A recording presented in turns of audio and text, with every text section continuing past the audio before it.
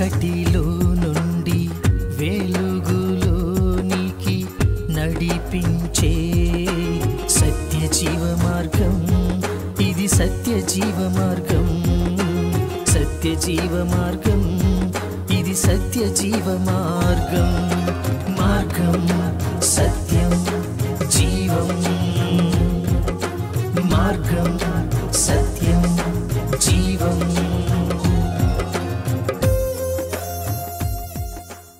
ప్రభువైన యేసుక్రీస్తు ప్రశస్తమైన నామములో మీ అందరికీ నా హృదయపూర్వక వందనాలు.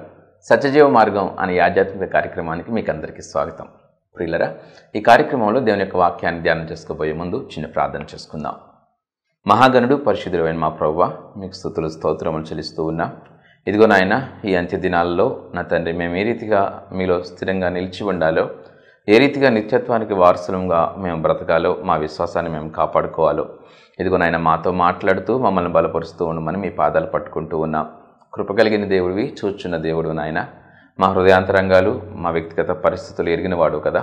ఇదిగో నా తండ్రి, ఈ వాక్య భాగం వినడానికి సిద్ధపడుతున్న బిడ్డలందరినీ మీరు దర్శించి ప్రతి బిడ్డతో మీరు మాట్లాడి బలపరచమని, మీ సహాయాన్ని అనుగ్రహించమని ప్రభువైన యేసు నామములో ప్రార్థించి వేడుకుంటున్నాం నా తండ్రి, ఆమేన్. ప్రియులరా, మరొకసారి మీ అందరికీ నా హృదయపూర్వక వందనాలు. నేటి వాక్య భాగంలో మనం ధ్యానం చేస్తున్న అంశం విశ్వాసాన్ని కాపాడుకోవాలి. ఎందుకు కాపాడుకోవాలి విశ్వాసాన్ని అనేది ఒకటి చూద్దాం. అలాగే విశ్వాసాన్ని ఎలా కాపాడుకోవాలో చూద్దాం.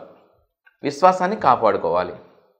ప్రియులరా, దీని కొరకు మనం తీసుకుంటున్న లేఖనం 1 తిమోతి 6:20. ఓ తిమోతి, నీకు అప్పగింపబడిన దానిని కాపాడి అపవిత్రమైన వట్టి మాటలకును జ్ఞానమని అబద్ధముగా చెప్పబడిన విపరీత వాదములకును దూరముగా ఉండుము.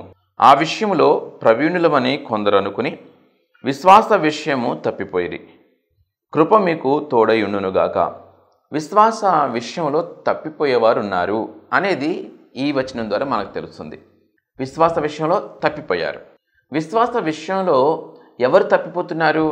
అనవసరమైన వాదాలకి, మరి డిబేట్లకి, కాలర్ ఎగరేసే పరిస్థితులు, మీసాలు తిప్పే పరిస్థితులు, తొడలు చరుచుకునే పరిస్థితులు, ఇలాంటి లోకానుసారమైన విషయాల మీద ఎక్కువగా ఫోకస్ పెట్టి, లేకపోతే సెలబ్రిటీలుగా అవ్వాలనో, లేకపోతే గుర్తింపును పొందాలనో అందరూ అదే మనస్తత్వంతో ఉండరు.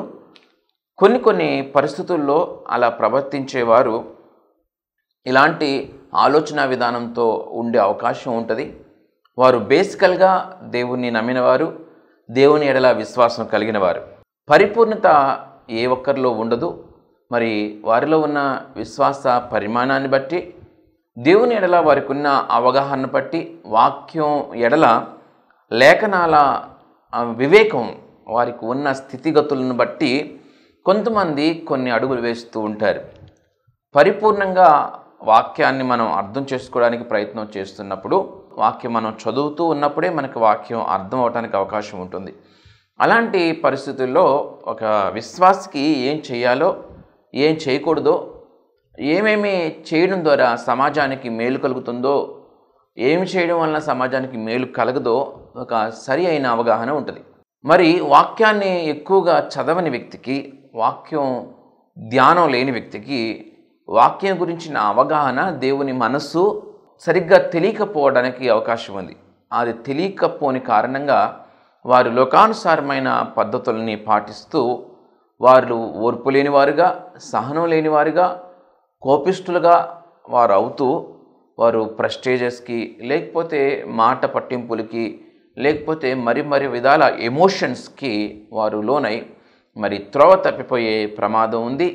అలాగే దేవుని జనాంగానికి అవమానం తీసుకొచ్చే పరిస్థితి కూడా ఉంటుంది.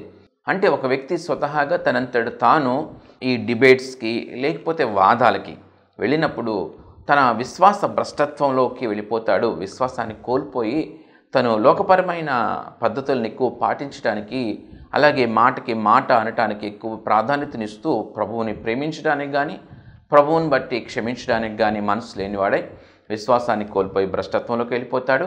అలాగే సమస్యలు సుడిగుండంలో ఒక వ్యక్తి కూరుకుపోయినప్పుడు ఆ సమస్యలు బండరాయి వలె, ముళ్ళ కంచె వలె అవి తన విశ్వాసాన్ని అణిచివేస్తాయి. ఇలాంటి పరిస్థితుల్లో విశ్వాసాన్ని కోల్పోయే అవకాశం ఉంటుంది. ఒకవేళ ఒక వ్యక్తి విశ్వాస భ్రష్టత్వంలోకి వెళ్ళిపోతే, విశ్వాసాన్ని కోల్పోతే ఏమవుతుంది అంటే తను దేవుని రాజ్య వారసత్వాన్ని కోల్పోయే అవకాశం ఉంటుంది. అంతవరకు మన విశ్వాసాన్ని మనం కాపాడుకోవాల్సిన అవసరం ఉంది.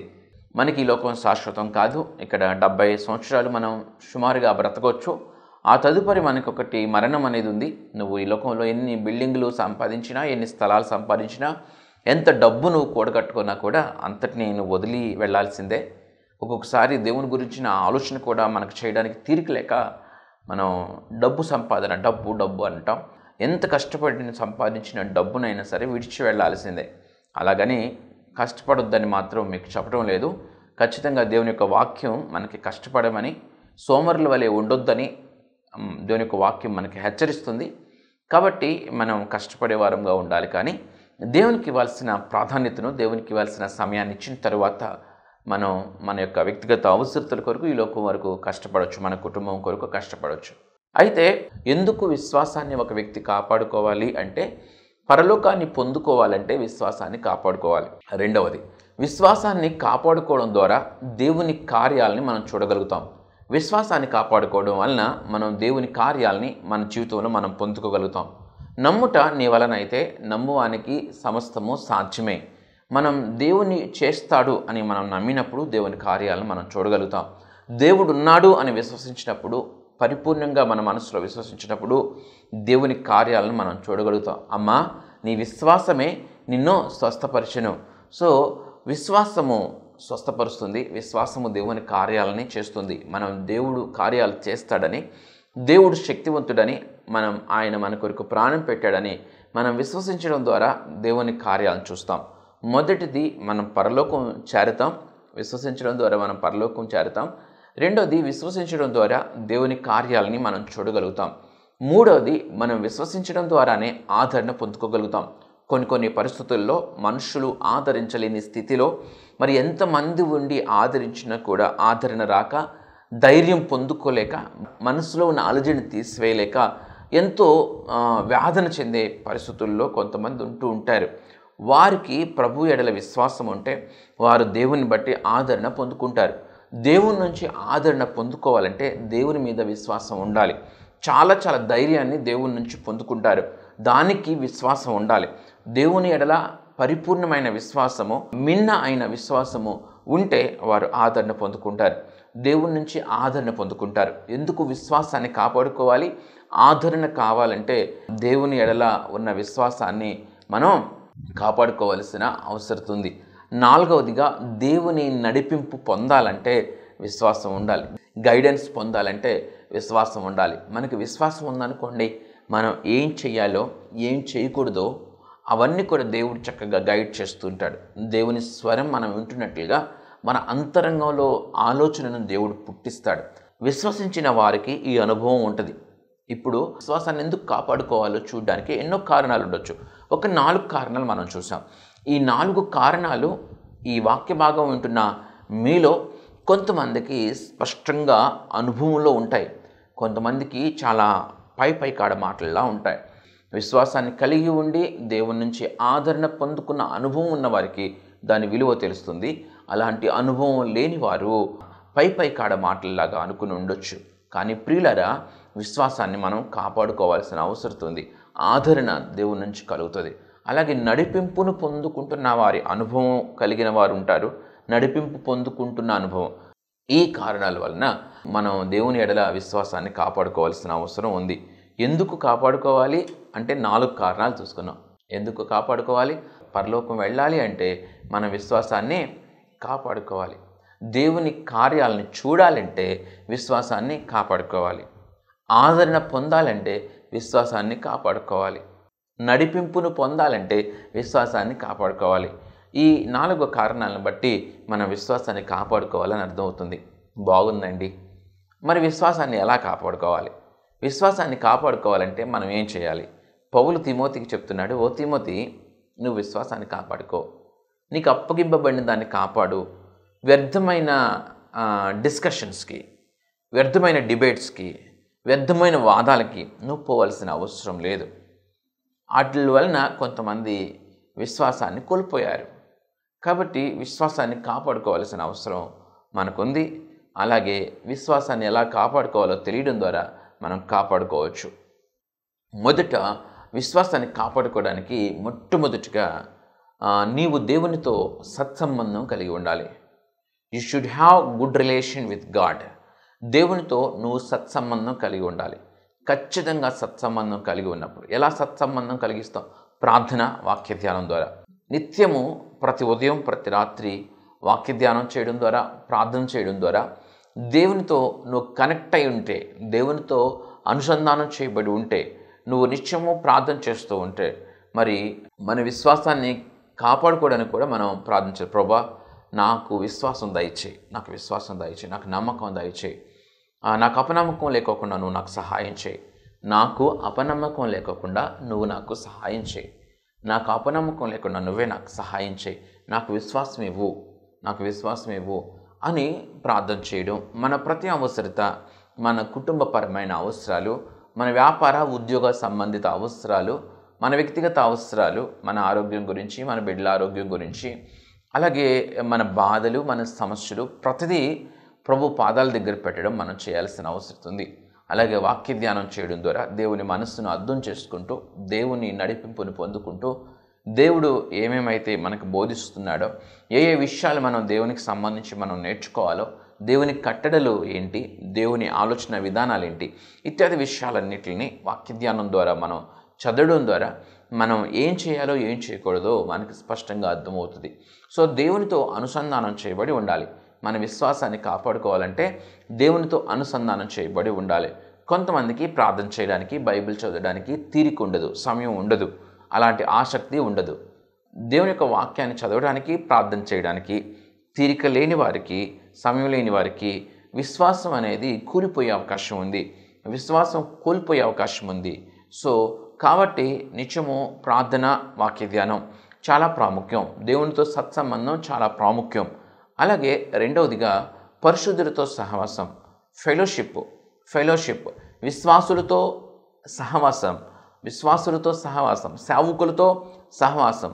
సో విశ్వాసులతోనూ సేవకులతోనూ ఒక సత్సంబంధాన్ని, గుడ్ రిలేషన్ని మనం కలిగి ఉండాలి, సహవాసాన్ని కలిగి ఉండాలి.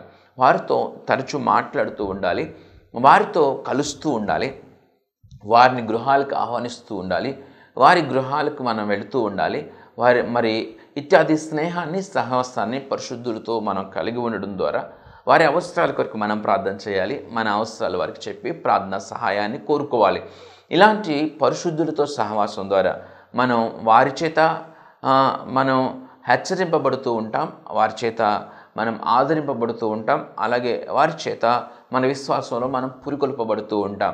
మన సాక్ష్యం వారికి చెప్పుకుంటాం, వారి సాక్ష్యం మనకు చెప్తూ ఉంటారు. దేవుడు వారి జీవితాల్లో చేసిన మేలులను మనతో పంచుకుంటూ ఉంటారు, మన జీవితాల్లో దేవుడు చేసిన మేలులను వారితో మనం పంచుకుంటూ ఉంటాం. ఇత్యాది ఫెలోషిప్ వలన, సహవాసం వలన కూడా విశ్వాసాన్ని కాపాడుకోవచ్చు. ఒకటి దేవునితో సత్సంబంధం, రెండవదిగా పరిశుద్ధులతో సహవాసం, విశ్వాసులతో సహవాసం కలిగి ఉండడం ద్వారా మనం మన యొక్క విశ్వాసాన్ని కాపాడుకోవడానికి అవకాశం ఉంటుంది. మూడవదిగా చర్చ్ వర్క్, సంఘ కార్యకలాపాలలో సరి అయిన పాలు పంపులు పొందడం ద్వారా కూడా మన విశ్వాసాన్ని కాపాడుకోవచ్చు. పరిచర్యలో పాలు పంపులు కలిగి ఉండడం ద్వారా మన విశ్వాసాన్ని కాపాడుకునే అవకాశం ఎక్కువగా ఉంటుంది. ఇది దేనికి దారితీస్తుంది అంటే సహవాసానికి, అలాగే దేవునితో రిలేషన్షిప్ కూడా ఇది దారితీస్తుంది. సో మీ మందిరాల్లో మీకు పనులు ఉంటాయి ఖచ్చితంగా. చాలా మంది ఏం చేస్తూ ఉంటారంటే ఆదివారం ఆరాధన సమయానికి మందిరానికి వెళ్తారు. ఆరాధన అయిపోయిన అనంతరం వారు ఆగమేఘాల మీద వారి గృహాలకు చేరుకుంటారు. ఎందుకంటే వారికి ఎన్నో రకాల పనులు ఉంటాయి, చాలా పనులతో వారు బిజీగా ఉంటారు. కాబట్టి వారికి దేవుని మందిరంలో ఎక్కువ సమయం గడిపే అవకాశం ఉండదు. కాబట్టి వారు ఆ రీతిగా సమయానికో లేకపోతే కొంచెం లేట్గానే వెళ్తారు. కొంతమంది పాటలన్నీ అయిపోయినాక వాక్యం సమయానికి వెళదాం, వాక్యం వినేసి వద్దాం అనుకుంటారు. కొంతమంది మొక్కుబడిగా మాత్రమే దేవుని మందిరాలకు వెళ్ళకపోతే బాగోదు, కాబట్టి ఇది ఆదివారం కాబట్టి వెళ్ళాలి, కాబట్టి వెళ్ళి ఏదో మొక్కుబడిగా హాజరయించుకుని వచ్చినట్టుగా వస్తుంటారు. అలా మంచిది కాదు. సంఘంలో పరిచర్య చేసేవారుగా ఉండాలి, సంఘ కార్యక్రమాల్లో పాలుపంపులు పొందేవారుగా ఉండాలి. ఆదివారం ఒకరోజు దేవునికి ఇవ్వడం ద్వారా, అలాగే ఇతర తీరిక సమయాల్లో మన సంఘంలో చాలా వర్క్స్ ఉంటాయి. కొన్ని సార్లు దానికి ఆ మందిరానికి రంగులు వేయాల్సిన పరిస్థితులు, కొన్నిసార్లు మందిరాన్ని అంతటిని మనం బాగు చేసుకోవాల్సిన పరిస్థితులు, కొన్నిసార్లు కొన్ని గోడలు కట్టాల్సిన పరిస్థితులు, కొన్నిసార్లు మరి ఆయా మందిరాల్లో ఫ్యాన్లు బాగు చేయించాల్సిన పరిస్థితులు, మరి రకరకాల పరిస్థితులు ఉన్నప్పుడు ఆ పనులన్నిటిని సేవకుని మీదే వదిలేసి సేవకుని పని అది ఆయన చూసుకుంటాడులే, లేకపోతే పలానా వెంకటేశ్వరరావు చూసుకుంటాడు, పలానా సుబ్బారావు చూసుకుంటాడు, పలానా రామారావు చూసుకుంటాడు, ఈ రీతిగా ఎవరో ఒకరి మీద ఎవరో ఒకరు కొందరి మీద దాన్ని వదిలేక నేను నా సంఘానికి, నేను నా చర్చ్కి నేను కష్టపడాలి, నేను ఉపయోగపడాలి అనే ఒక పరిచర్యలో ఒక ఆసక్తితో పని చేయాలండి. పని చేయాలి. మీ మందిరంలో మీరు పని చేయండి. మీ మందిరంలో పని చేయండి.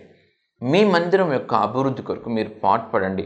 మీ గ్రామంలో అనేక మంది రక్షింపబడటానికి మీరు పాటుపడండి. దాని కొరకు మీరు ఆసక్తి కలిగి ఉండండి. ఈ పనిలో మీరు నిమగ్నమై ఉండడం ద్వారా మీ విశ్వాసాన్ని మీరు పెంపొందించుకోగలుగుతారు. మీరు విశ్వాసంలో స్థిరంగా నిలిచి ఉండగలుగుతారు. ఇవేమీ చేయడానికి తీరిక లేదు అనే ఆలోచనతో మీరు మీ పనులతోనే మీరు బిజీగా ఉంటే మీరు విశ్వాసాన్ని కోల్పోయే ప్రమాదం ఉంటుంది. దేవునితో డిస్కనెక్ట్ అయిపోయే ప్రమాదం ఉంటుంటుంది. సో మీరు గమనించినట్లయితే ఆ మందిరంలో పనిచేసే వారందరూ కూడా, మందిరం కొరకు తాపత్రయం కలిగి ఉండేవారందరూ కూడా తీరిక ఉన్నవారు కాదు. అందరూ పని లేనోళ్ళే అక్కడ ఉన్నారనుకుంటున్నారా? పని చాలా తలమునుకలు అవుతున్న వారు కూడా మందిరం పనులు చేస్తున్నారు. మీకు కుదరదు అనుకోవడం వల్ల ప్రాబ్లం. అది సరైన ఆలోచన విధానం కాదు. సాతాను అలా భ్రమపరుస్తూ ఉంటాడు. లేకపోతే సాతాను ద్వారా కుటుంబీకులు కొంతమంది భ్రమపరుస్తుంటారు. మీ మందిరాల్లో, మీ గ్రామాల్లో, మీ మందిరాల్లో అద్భుతంగా మీరు వాడబడేవారుగా ఉండాలి. సో మిమ్మల్ని బట్టి సేవకుడు ఆనందిస్తూ ఉంటే దేవుడు కూడా ఆనందిస్తూ ఉంటాడు. మీరు మందిరానికి ఉపయోగపడేవారుగా, విశ్వాసులకు ఉపయోగపడేవారుగా ఉంటే దానివల్ల మీకు ఆశీర్వాదం కలుగుతుంది. మీ విశ్వాసం పెంపొందింపబడుతుంది. మొదటిగా దేవునితో కనెక్ట్ అవ్వాలి. దేవునితో కనెక్ట్ అయ్యి ప్రార్థన యందు, వాక్య ధ్యానం యందు నిలకడగా ఉండాలి. రెండోదిగా పరిశుద్ధుల సహవాసం కలిగి ఉండాలి. మీ సాక్ష్యాన్ని వారితో పంచుకోవాలి, వారి సాక్ష్యాన్ని మీతో పంచుకోవాలి. మీ కష్టాలు, మీ ప్రార్థన అవసరతలు వారితో పంచుకోవడం, వారు మీ కొరకు ప్రార్థన చేయడం, వారి అవసరాల కొరకు, వారి కష్టాల కొరకు మీరు ప్రార్థన చేయడం, దేవుని యొక్క వాక్యాన్ని ఒకరితో ఒకరు పంచుకోవడం ఇత్యాది సహవాసం ద్వారా కూడా ఒకరిని ఒకరు బలపరుచుకున్న వారు అవుతారు.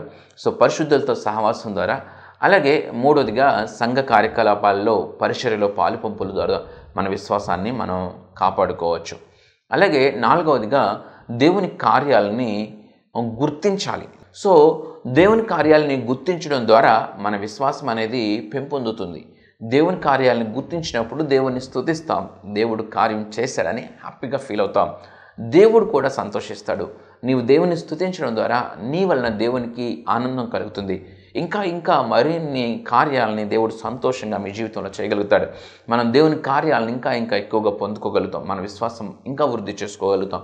దేవుని కార్యాలను గుర్తించండి. దేవుని యొక్క వాక్యం చెప్తుంది, నా గొర్రెలు నా స్వరం వింటాయి, నా గొర్రెలు నా స్వరాన్ని గుర్తిస్తాయి, నా గొర్రెలు నా స్వరం ఎరుగును. సో నా మంద నా స్వరాన్ని ఎరుగుతాయి. అంటే ఒక బిడ్డ తన తండ్రి స్వరాన్ని గుర్తించగలుగుతాడు. ఒకవేళ ఒక కుమారుడు, మీ కుమారుడే ఉన్నాడు.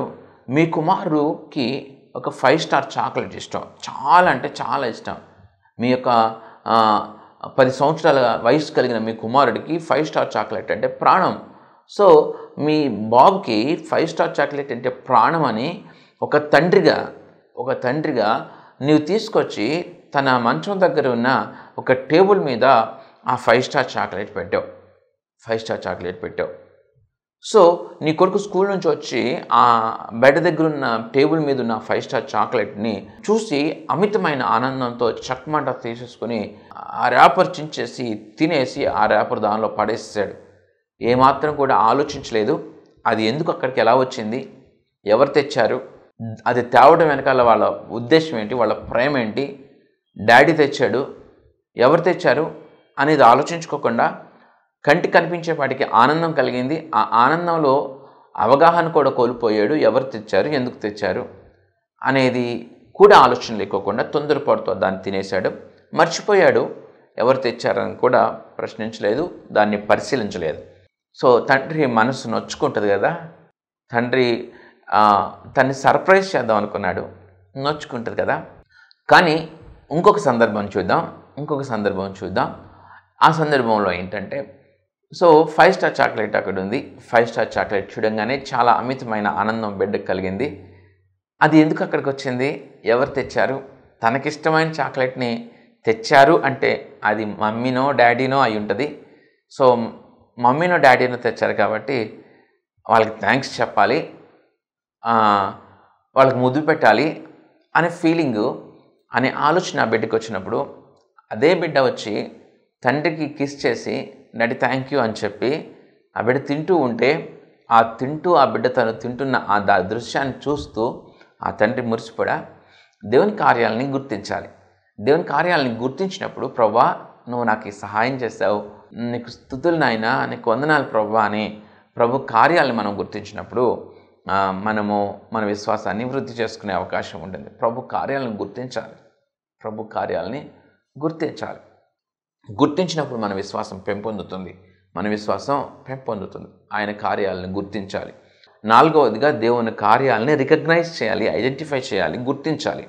అలాగే ఈ 5వదిగా ప్రభు కార్యాలను గుర్తు చేసుకోవాలి. రిమెంబర్, వాటిని గుర్తు చేసుకోవాలి. నా ప్రాణమా, నా అంతరంగమునున్న సమస్తమా, ఆయన చేసిన కార్యాలలో, ఆయన చేసిన మేలులలో దేనిని మరొకము. నీవేళ నాలో తొందరపడుతున్నావు, నీవేళ నాలో కుంగిపోతున్నావు.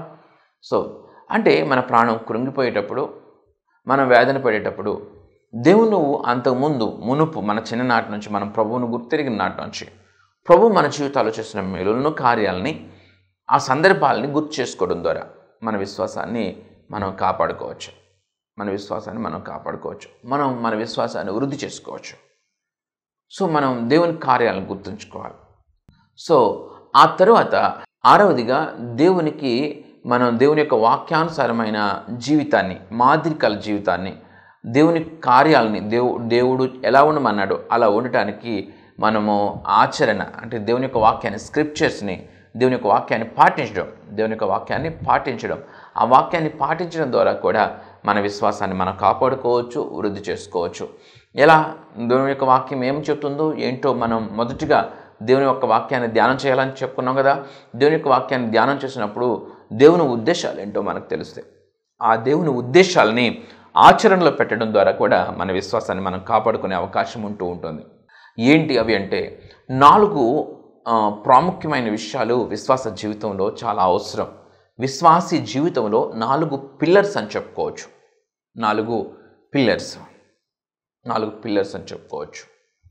ఏంటి ఆ 4 పిల్లర్స్ అంటే, సో ఒకటి ప్రేమించడం. 2వది క్షమించడం, విధేయత చూపించడం. 4 పరిశుద్ధత. ఈ 4 విషయాల్ని ఆచరణలో పెట్టాలి. ఈ 4 విషయాల్ని ఆచరణలో పెట్టడం ద్వారా మనం మన విశ్వాసాన్ని కాపాడుకోవచ్చు, పెంపొందించుకోవచ్చు. నిన్ను వల్ల నీ పొరుగు వానిని ప్రేమించమని దేవుని యొక్క వాక్యం చెప్తుంది. మనం ఇతరులని ప్రేమించేటట్లుగా, సాటి మనిషిని మనిషిగా చూసేటట్లుగా, పనివారిని కానీ, లేకపోతే ఉద్యోగస్తులను కానీ, లేకపోతే ఇరుగు పొరుగు వారిని కానీ, మన గ్రామస్తులను కానీ, ఎవరినైనా, తక్కువ వారినైనా ఎక్కువ వారినైనా, ఐశ్వర్యంతో కానీ కులాలతో కానీ నువ్వు బేరీజు వేయక, ఎవరినైనా, ఏ పని చేసుకునే వారినైనా సాటి మనిషిగా నువ్వు ప్రేమించినప్పుడు, గౌరవించినప్పుడు నువ్వు దేవుని బిడ్డగా నువ్వు కొనియాడబడతావు, నీ విశ్వాసాన్ని కాపాడుకోగలుగుతావు. ఏమండి, కులానికి కానీ, ఐశ్వర్యానికి కానీ, చేసే పనిని బట్టి కానీ, లేకపోతే వారి యొక్క డ్రెస్ని బట్టి కానీ, వారి విధి విధానాలను బట్టి కానీ వారిని అగౌరవంగా నువ్వు చూడక, వారిని సాటి మనిషిగా చూసి వారిని గౌరవించినప్పుడు, వారిని ప్రేమించినప్పుడు నువ్వు దేవుని నీతిని కలిగి ఉన్నవాడిగా అవుతావు. ప్రేమించడం అది. అలాగే క్షమించాల్సిన అవసరం ఉంది. సో ఖచ్చితంగా ప్రభువు మనసును మనం కలిగి ఉండాల్సిన అవసరం ఉంది. నువ్వు ఒకవేళ క్షమించలేని పరిస్థితుల్లో ఉంటే ఆలోచించు. నువ్వు క్షమించాలి. నీ విశ్వాసాన్ని నువ్వు కాపాడుకోవాలంటే నీవు దేవుని లేఖనాల ప్రకారం నడుచుకోవాలి. దేవుని లేఖనాల ప్రకారం నడుచుకోవడానికి 4 అమూల్యమైన లక్షణాలు మనిషి జీవితంలో, విశ్వాస జీవితంలో ఉండాల్సిన 4 అమూల్యమైన లక్షణాల్లో క్షమించడం కూడా ఒకటి. నీ ఎడల అపరాధం చేసిన వారిని, నిన్ను మాటలతో గాయపరిచిన వారిని, నిన్ను నష్టపరిచిన వారిని, నిన్ను ఇబ్బందికి గురి చేస్తున్న వారిని, నీ మీద నింద వేసిన వారిని నువ్వు క్షమించు. నీ మనసులో వారి మీద ఉన్న వ్యతిరేకత అంతటిని తీసివేయి. క్షమించు, వారిని ప్రేమించు. క్షమించగలగటం కూడా చాలా అవసరం. మనం ఒక వ్యక్తిని క్షమించినప్పుడు, సాటి మనిషిని ప్రేమించినప్పుడు మనం మన విశ్వాసాన్ని కాపాడుకోగలుగుతాం. ఈ 4లో 2 అయినాయి, ఇంకా 2 ఉన్నాయి. ఆ 2 ఏంటంటే పరిశుద్ధత, యథార్థత కూడా ఈ పరిశుద్ధత కిందకు వస్తుంది. సో దేవుడు పరిశుద్ధుడు కాబట్టి మనం పరిశుద్ధులుగా జీవించాలి. మన మనసుకు నచ్చినట్లుగా, మన మనసు మనల్ని ప్రలోభపెట్టినట్లుగా, ప్రోత్సాహపరిచినట్లుగా చేసేయకూడదు. మనసుకేమైంది, మనసు సాతాను చేత నడిపింపబడుతూ కూడా చాలా విషయాల్ని ప్రోత్సహిస్తుంది, చాలా విషయాల్లో ప్రలోభ పెడుతుంది. సో ప్రాకారం లెక్క పాడైన పురం ఎంతో తన మనసును అణుచుకొనలేనివాడును అంతే అని దేవుని యొక్క వాక్యం చెప్తుంది. మనసును అణుచుకోవాలి. ఆలోచనలు అనేకం పుడతాయి, అన్నీ చేయదగినవి కావు అని దేవుని యొక్క వాక్యం చెప్తుంది. మన మనసులో చాలా ఆలోచనలు పుడతాయి, అన్నీ చేయదగినవి కావు. మన మనసుని అణుచుకోవాల్సిన అవసరం ఉంది. ప్రాకారం లేకపోతే ఒక పురం, ఒక రాజ్యం ఎలా పాడైపోతుందో అలాగే తన మనసును అణుచుకొని లేని వాడిని కూడా పాడైపోతాడు, విశ్వాసాన్ని కోల్పోతాడు. సో యథార్థత, పరిశుద్ధత చాలా ప్రాముఖ్యం. అలాగే 4వదిగా ప్రాముఖ్యమైనదిగా విధేయత. దేవుని యొక్క వాక్యం ఏది చెప్తుందో ఆ మాటలకి విధేయత చూపించాలి. దేవుడు ఏం చెప్పాడో దానికి విధేయత చూపించాలి. అబ్రహాము దేవుని యందు విశ్వాసం కలిగి విధేయత చూపించాడు. అలాగే నోవాహు దేవుని యొక్క మాట మీద నమ్మకం ఉంచుకొని దేవుని ఎడల విశ్వాసం కలిగి ఉండి విధేయత చూపించాడు, మేలు పొందుకున్నాడు. అబ్రహాం విధేయత చూపించాడు, మేలు పొందుకున్నాడు. యోసేపు విధేయత చూపించాడు, మేలు పొందుకున్నాడు. దానియేలు విధేయత చూపించాడు, మేలు పొందుకున్నాడు. షడ్రక్, మెషక్, అబేద్నెగోలు దేవుని యొక్క వాక్యానికి విధేయత చూపించారు, మేలు పొందుకున్నారు. అనేక మంది విశ్వాసుల జాబితా దేవుని యొక్క పరిశుద్ధ గ్రంథంలో ఉంది. హన్నా, ఎస్తేర్, ఈ రీతిగా చెప్పుకుంటే అనేక మంది దేవుని యొక్క వాక్యంలో ఎంతో గొప్ప సాక్షి సమూహం ఒక మేఘం వలె ఆవరించి ఉంది. ఇంత గొప్ప సాక్షి సమూహం మేఘం వలె ఆవరించి ఉన్నందున అని రాయబడింది. కాబట్టి ప్రియులారా, ఇత్యాది విషయాల్ని మనం చూసాం. విశ్వాసాన్ని కాపాడుకోవాల్సిన అవసరం ఉంది. విశ్వాసాన్ని ఎందుకు కాపాడుకోవాలి, విశ్వాసాన్ని కాపాడుకోవడం ఎలా అనే విషయాలను చూసాం. కాబట్టి ఈ రీతిగా మనం మన విశ్వాసాన్ని కాపాడుకుందాం, నిత్యత్వాన్ని పొందుకుందాం, దేవుని కృప మనం పొందుకుందాం. దేవుడు మనందరినీ దీవించును గాక. ప్రార్థన చేసుకుందాం. మహాగణుడు, పరిశుద్ధుడైన మా ప్రభువా, మీకు స్తుతులు స్తోత్రములు చెల్లిస్తూ ఉన్నాం. మీరు మాట్లాడిన ప్రతి మాటను బట్టి వందనాలు చెల్లిస్తున్నాం. మేము విశ్వాసాన్ని కాపాడుకోవాలని అయినా ఇదిగో నా తండ్రి, విశ్వాసాన్ని మేము కాపాడుకోవడం ద్వారా ఇదిగో నా తండ్రి ఆదరణ పొందుకుంటాం, మీ నడిపింపును పొందుకుంటాం, పరలోకం చేరుతాం నాయన. ఇదిగో మీ కార్యాలను చూడగలుగుతాం నా తండ్రి. మీ విశ్వాసాన్ని కాపాడుకోవడానికి మాకు సహాయం దయచేయండి. ఈ మాటలు విన్న ప్రతి బిడ్డ కూడా తన విశ్వాసాన్ని కాపాడుకోవడానికి, మీలో స్థిరంగా నిలిచి ఉండడానికి సహాయం దయచేయమని ప్రభువైన యేసు నామములో ప్రార్థించి పెట్టుకుంటున్నాం నా తండ్రి. ఆమేన్. దేవుడు మనందరినీ దీవించి ఆశీర్వదించును గాక. ఆమేన్. ప్రియులారా, ఈ వర్తమానాలన్నీ జోసెఫ్ సుశీల్ అనే యూట్యూబ్ ఛానల్లో అప్లోడ్ చేయబడుతున్నాయి. కాబట్టి ఖచ్చితంగా యూట్యూబ్ ఛానల్ని సందర్శించండి.